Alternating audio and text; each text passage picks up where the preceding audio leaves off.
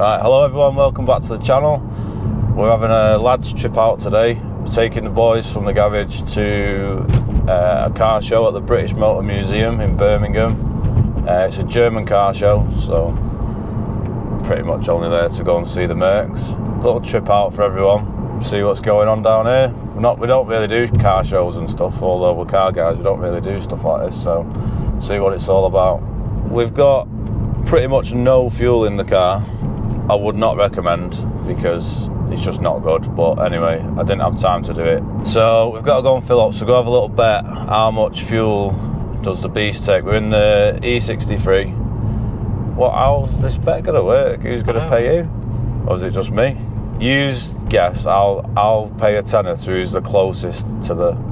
I said 120. 120, 110, 115. Everyone's quite close, isn't it? Right, far from each other. So go and fill up, see what she takes. V-Power fuel only. And I've treated myself to an SPR hoodie. Bought loads of hoodies, give them all away, give all the staff one, and I didn't get one. Is that £1.75 a litre for V-Power? Jesus. I usually get the Momentum 99 from Tesco. That's like 145, 150 or something.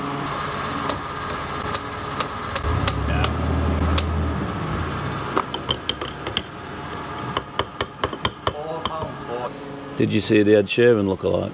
No. Do you remember, have you seen the guys on like Lad Bible and that? Yeah, Ed Sheeran look-alike, he's in there. You see him there, the cap on? Yeah. He literally looks exactly like Ed Sheeran. Right, drink this coffee, give myself a migraine.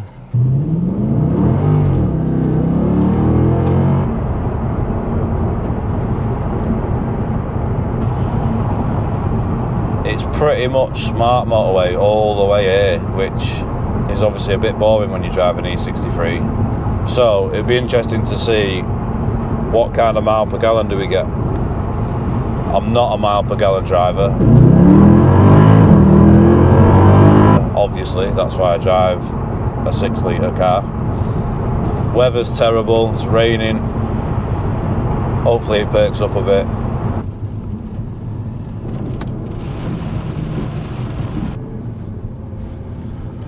So we've arrived and not driving economically apart from the smart motorway. 25.6 miles to the gallon. I think that's pretty good. So here we are at the museum. So we're going to have a quick look round, see what's going on. That is pretty cool, isn't it? Like half and half. That would be a proper cut and shut, wouldn't it? That's it.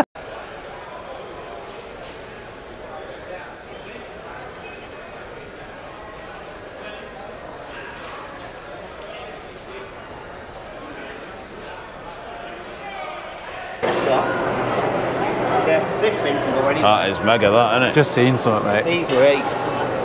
Lego. Lego mini cube. So this is a replica of the first car built by Mercedes. 1886 Benz, replica of the first car. This is a bit of a sneak peek inside the Jaguar Land Rover workshop, which had some really interesting cars in there. It was quite difficult to get any footage inside the museum, so after we finished looking around, we headed outside to the car show. So we just stumbled across this nice 124 coupe. It's got the AMG body kit on it. It's been lowered a little bit. It's quite a nice example actually. And he's got a magazine in the windscreen of where his car has been in it. And look, we're in it as well. And we didn't even know. So I'm going to get onto that magazine and say, where's my copy? He's done a nice job of that, hasn't he? Yeah, it looks very clean. It's got like the deep dish wheels on it. Oh, yeah, Cream leather. Yeah, it's the whole thing. Oh, yeah.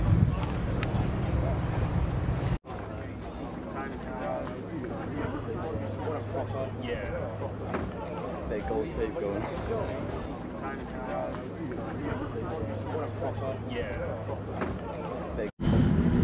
Nice 190. I think it's a 2 litre one. It's got no badge on it, but I'm pretty sure it's a 2 litre. Really nice, clean example. He's put Ricardo seats in it and re-trimmed it with the original cloth, so it actually looks really nice. 167,000 miles. Sunroof, rear headrests. Rear headrests were an option in 190s. If I'm not mistaken, they put them in the very last ones, which was an LE edition, something like that. See how they used to put the registration number of the car on the glass, so it's a good way of identifying if your car's ever had glass or not. But he's done a really nice job of that. 8-hole 16-inch wheels. They're quite hard to get hold of. We were speaking to the owner of this CL500 before, and he's got a car collection and he watches the channel, so he recognised us. He's got the nice Brabus wheels on it. He's lowered it a bit. He said he's owned the car for 12 years and it's his daily driver. And he said he's getting rid of it, or potentially getting rid of it. So this is probably one of the cleanest CLs for a daily driver, and he's got to get rid of it because the rust is still coming through, and there's a bit of rust in the engine bay as well, and it was super clean, wasn't it? Super clean. But it just shows you it don't matter how well you look after him, our roads and our salt just don't agree with it. But isn't that a really nice example?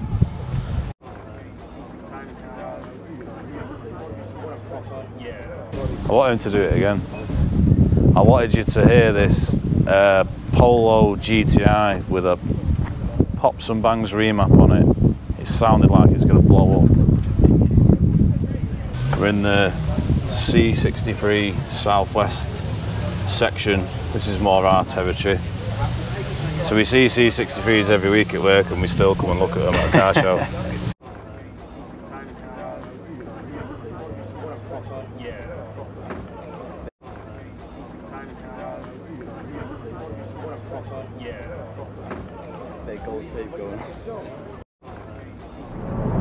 So I've just finished at the German car show at the British Motor Museum.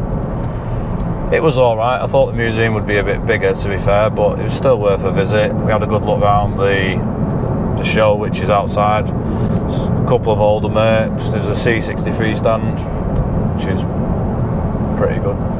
It's about 20 C63s. Once you've seen one, you've seen them all, type of thing.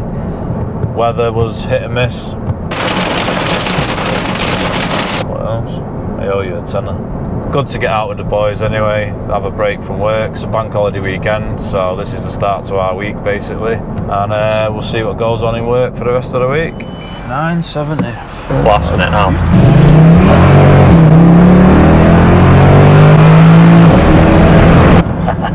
Worth the 970, that wasn't it?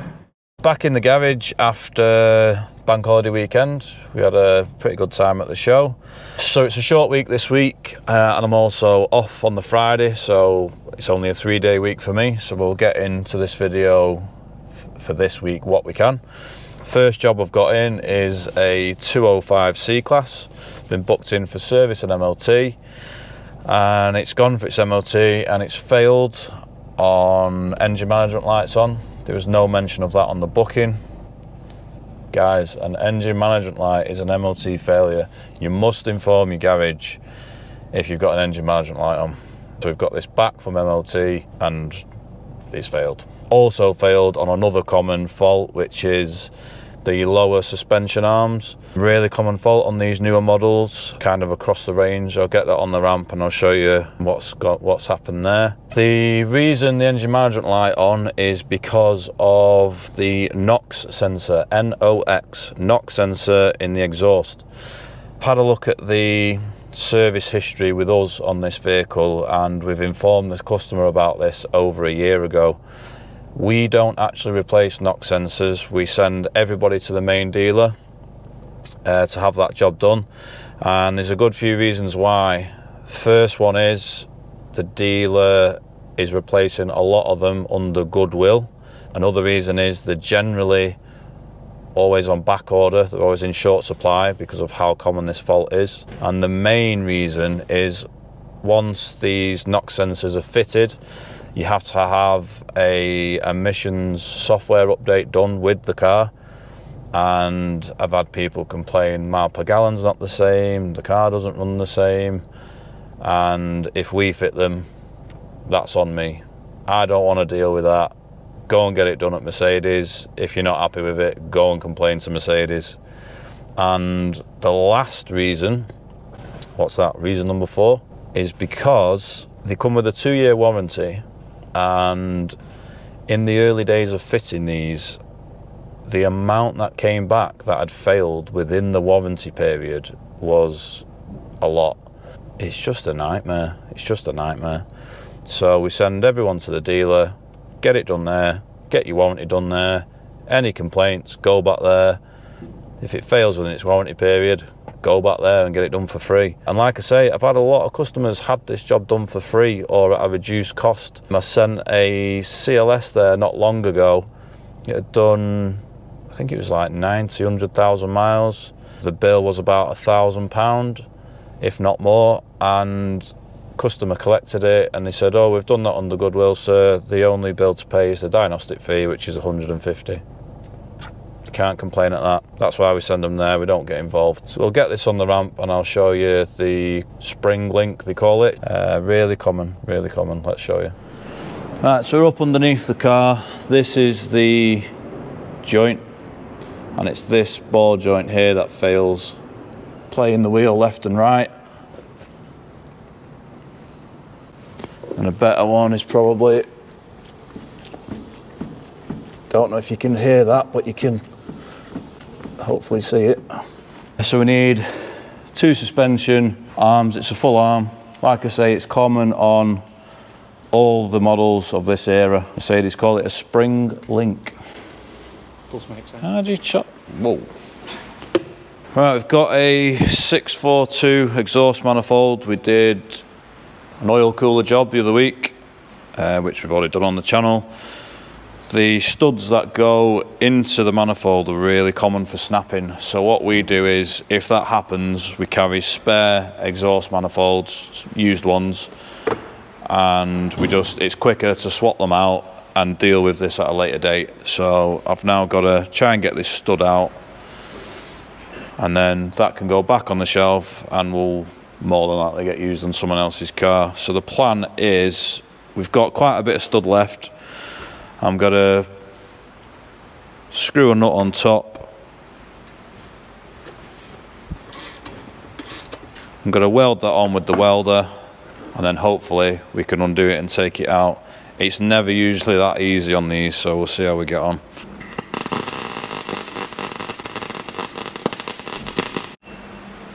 Are you ready? Lots of beeping going on here. Right, so we welded the nut on, loads of penetrating fluid on it. Now with a bit of luck, that'll come undone. Should let it cool down a bit first, really. So I feel. Look at the snap. Yeah. Attempt now? Attempt 1, unsuccessful.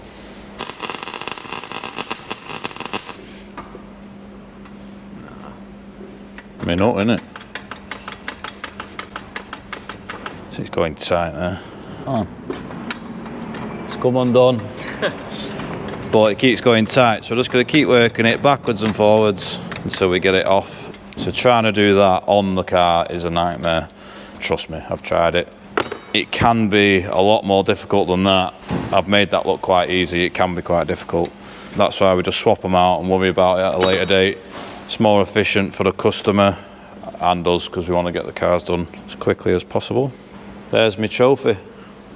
Quite pleased with that. So we'll clean that thread out now, and then that will save someone else's car. Back on the C-Class, failed its MOT earlier today. Nathan's putting a new arm on it. Customer's gone for a repair. We'll get it tracked up. We've also done a service on it, and we have found a broken spring Now that's not been picked up on the MOT, so we've had to ring him and say, look, it's not been picked up on MOT, but we found a broken spring on the car. Unfortunately, he's declined. So we're just doing 2 suspension arms and tracking and the service. He said just do the fail work and that's it. So a bit of a tricky situation that. What we said would show you the good and the bad stuff. Right, we've got a 177 A-Class with a petrol engine, 4-cylinder turbo. It's done 43,000 miles. It's a direct injection engine, and we've got a really, really bad misfire. We've plugged it into the diagnostics. We've got a misfire on cylinder 1 and cylinder 4. We've also got an airbag light on the dash. These cars, this engine, I'll say, is common for cylinder head valve failure. Essential that you use V-Power fuel in these cars. In any Mercedes for that matter. I would not recommend the E10 fuel. I would stick with the E5 fuel. I know it's more expensive, but it's well worth it. These direct injection engines just don't like it. First thing we need to do is a compression test, cover some basics and see what happens. Yep, crank. Off.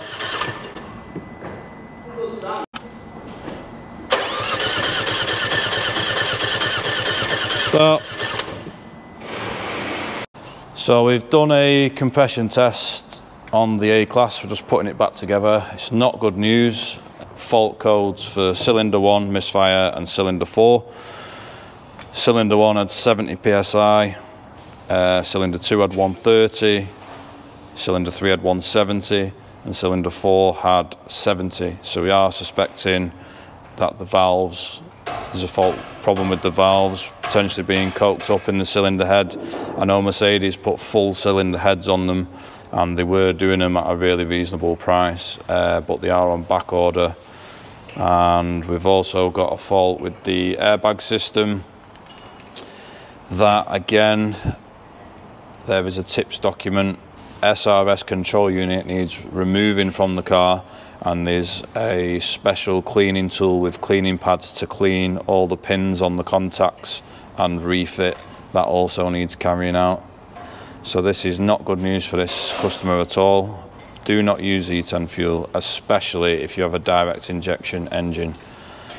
If you're not sure, just use E5 fuel anyway. Not good. So I'm really feeling for the owner of this A-Class. It's actually shocking that that's happened on such a low mileage car, 43,000 mile. I've been speaking to a couple of mates about this who also run Mercedes garages, and it's a problem on the A35 AMGs as well. It's anything that shares this engine. Obviously there's a couple of different variants, but they're all suffering the same problem. He did one on an A35 AMG that had done 19,000 miles, and you've got to put a new cylinder head on it. Not good. See what the customer says about this. Next up, we've got an old first generation 170 SLK. It is stuck in second gear, so the revving really high, won't change gear. We've got no speedo reading, mile per hour, and we've also got brake warning, handbrake warning lights on the dash. The car's only done 44,000 miles. It's a low mileage one, so we'll get this plugged in and see what's going on with that. On the initial quick test on the diagnostics, we didn't have any communication with the ABS control unit or the gearbox control unit. Did some basic testing, checked the fuses and stuff like that, checked the connection on the ABS control unit, make sure there's no corrosion, anything like that, everything's good. So no communication with those two control units. Looked into it a bit further, and this relay box, which is situated under the cover, is really common for giving you unusual, strange faults. So I plugged in a spare one I've got, and we've now got communication with ABS and gearbox. So we need to jump back in the car, make sure we're now getting a speed signal, lights have gone off the dash, and we're getting a mile per hour reading. Usually these gives faults for non-starting, cuts out when they're hot, no cranking, stuff like that. So this is the first that one of these has caused bad communication in a car, for me especially. So that was a good find, I'm quite happy with that. So we need to jump back in the car, make sure we're getting speed signals, and then we need to road test the car again, because we cannot presume that that is the end of our trouble. We need to make sure there's nothing else. Right, down the road, we've now got a mile per hour reading. Just need to make sure it changes gear. If that's all good, we need to get back to the garage, get a quote together to get the part replaced, get authorization. Yep, changes gear, nice. Customer's also booked in for a gearbox service. I've just hanged fire on doing that, because sometimes when they come in for, say, a gearbox service and another fault, I do the diagnostic work first, price that up, and then sometimes they say do the diagnostic repair but leave the gearbox service. So I've just treading carefully, give them a total figure to get this all sorted and back on the road, and then hopefully we get approval on everything.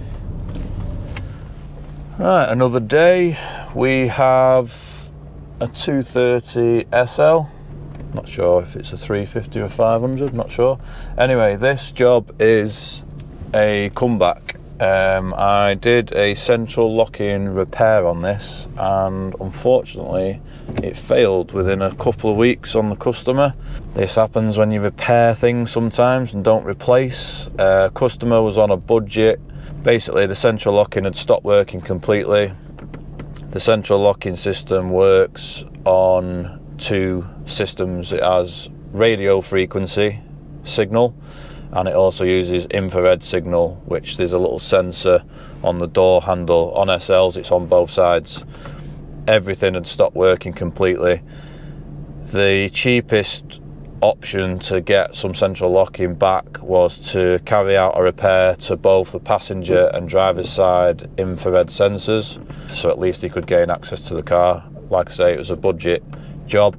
Unfortunately it failed. I'm going to have to do the job again, see what I've done wrong, potentially replace some parts at the cost of me. Sometimes these things happen.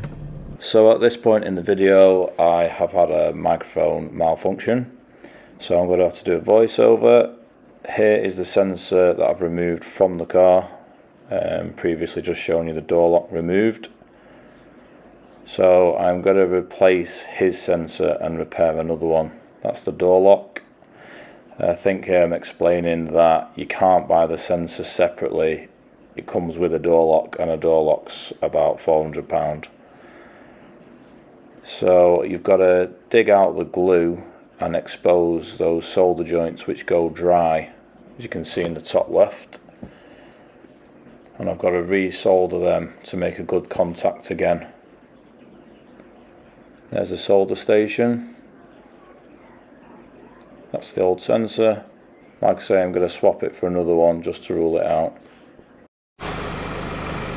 So basically they get bad solder joints on that sensor, so it's a quick, easy-ish repair, but obviously it backfired in this case. I've repaired loads of these over the years, and 9 out of 10 times it's usually good.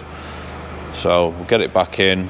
I've not sealed it up yet. We'll get it back in first and test it, and then seal it up. Hopefully that's the end of that. As you can see now, I'm stood quite far away from the car. And that's it. So that's all back and working. Need to seal that sensor up, let it dry, fit it back to the lock, fit the lock back to the car, and then that's done. Yeah, these things happen sometimes. Infrared signal isn't designed to work from a really far distance. It's up close to the car. It's like a fail-safe really, so if your radio frequency fails, you've got infrared as a backup, but it's the cheapest solution for this customer rather than fixing the radio frequency and the infrared. But unfortunately it came back, but it's done now. They look like a little boy at Christmas. Yeah. Smiling. Well, I've just bought this spanner set, which I don't need, but it was half price. 6-32 laser in the foam. Nice, isn't it? What should we do with it? It's yours. I just don't need it, but also, update on the SLK. Customer wants the relay unit replacing. It's called the K40 relay. He now doesn't want his gearbox service doing. This is what it's like running a garage. I've been instructed to diagnose this car and I've been instructed to do the gearbox service. If I would have just got on with that, we'd be now having a problem. So because I know what this customer's like, that's why I thought I'm going to hang fire on what I have been authorised to do, finish this diagnosis and see what the results are, because it's 50-50. Customer always cancels the other work he was in for. I think it's because they expect these things to be a fuse. You know, I've got no speedo, no this, no that. Oh, it'll just be a fuse, and because it actually costs money to fix, they now cancel everything else. So gearbox service has now been declined, authorisation to fit the relay unit, which will be here tomorrow. We've got a C-Class 204 estate in for service, which Reese has done. He's found quite a few things wrong with it, so we'll take you around it, show you what we've found. So front spring's broken. Starting at the back of the car, we've got numerous quite deep cracks. If we pull them back, we can see cords. So it needs 2 rear tyres. That's gone through to the cords there. The rear headlamp level linkage has snapped. So that's not attached, so that's not working properly, so the headlamps will be stuck in one position. We always drop this panel down on these models to inspect brake pipes as they're covered up and probably won't be detected on MOT.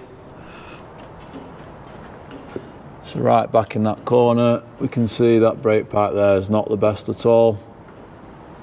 That's why we take that cover off, because that would probably pass an MOT even though it needs a brake pipe. MOT testers aren't allowed to remove panels. Rear gearbox mount, I can fit my finger in the top, so that's dropped a fair bit, so that'll be causing a bit of a vibration in the cabin.